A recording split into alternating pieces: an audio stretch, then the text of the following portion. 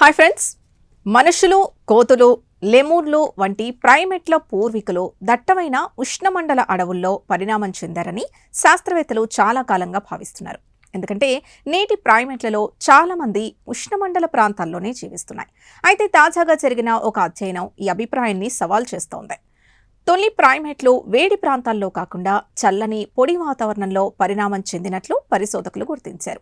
అసలు ఈ అధ్యయనంలో శాస్త్రవేత్తలు ఏం తెలుసుకున్నారో ఇప్పుడు తెలుసుకుందాం. ఈ అధ్యయనాన్ని యూనివర్సిటీ ఆఫ్ రీడింగ్ కి చెందిన జార్జ్ అవారియా లాటూరియా నేతృత్వంలోని పరిశోధకులు నిర్వహించారు.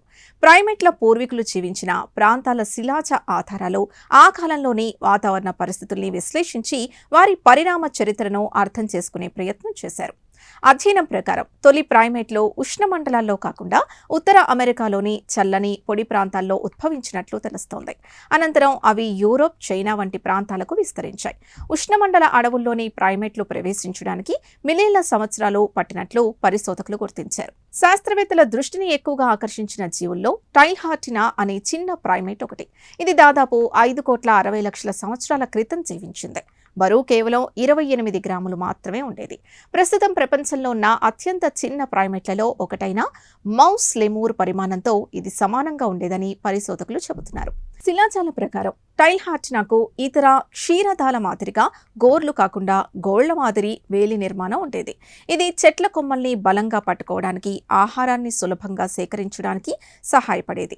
ఇదే లక్షణం నేటి ప్రైమేట్లలో కూడా కనిపిస్తోందని శాస్త్రవేత్తలు పేర్కొన్నారు. ఈ అధ్యయనంలో మరో ఆసక్తికర విషయం వెలుగులోకి వచ్చింది. నేటి ప్రైమేట్లు ఎక్కువగా ఉష్ణమండల ప్రాంతాల్లో ఉండడంతో వాటి పూర్వీకులు కూడా అక్కడే పుట్టుంటాయని భావించారు.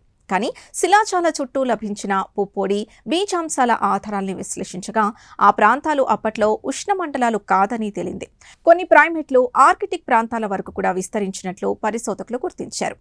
తీవ్రమైన చలి వాతావరణంలో ఆహారం కొరత ఏర్పడినప్పుడు ఈ తొలి ప్రైమేట్లు తమ జీవక్రియలను నెమ్మదింపచేసి నేటి కొన్ని లెమూర్ జాతుల మాదిరిగా తాత్కాలిక నిద్రావస్థలోకి వెళ్ళుండవచ్చని శాస్త్రవేత్తలు భావిస్తున్నారు. అలాగే కఠినమైన వాతావరణ పరిస్థితుల్లో వాటిని ఎక్కువ దూరాలు సంచరించేలా ప్రోత్సహించాయని, అదే వాటి పరిణామానికి కీలక కారణమై ఉండొచ్చని అధ్యయనం సూచిస్తోంది. చూసారుగా, ప్రైమేట్ల పరిణామం గురించి దశాబ్దాలుగా ఉన్న ఒక ప్రధాన అభిప్రాయాన్ని ఈ అధ్యయనం సవాల్ చేస్తోంది. మన పూర్వీకులు దట్టమైన ఉష్ణమండల అడవుల్లో కాకుండా చల్లని పొడి ప్రాంతాల్లో జీవించి ఉండవచ్చని ఇది సూచిస్తోంది.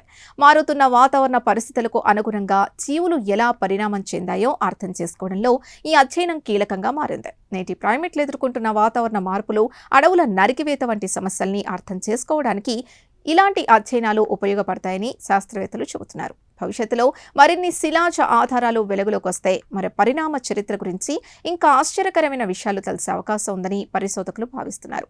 ఈ ప్రత్యేక కథనంపై మీ అభిప్రాయాన్ని కమెంట్స్ ద్వారా తెలపండి. వీడియో నచ్చితే లైక్ చేసి ఛానల్ని సబ్స్క్రైబ్ చేసుకోండి.